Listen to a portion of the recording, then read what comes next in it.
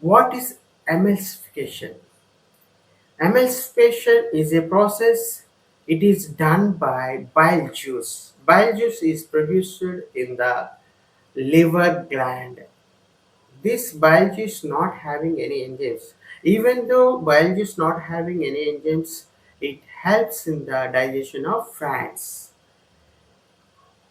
This bile juice degrades the fats molecule into small molecules. The process is known as emulsification.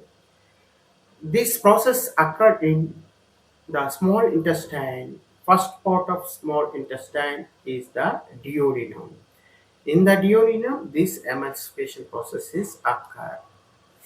Emulsification fats are digested by converting them into small globule-like forms by the help of the bile juice secreted from liver. The process is called emulsification. Students, you must remember what is bolus, what is column, and what is emulsification. Our channel motto is natural learning and joyful learning. Thank you.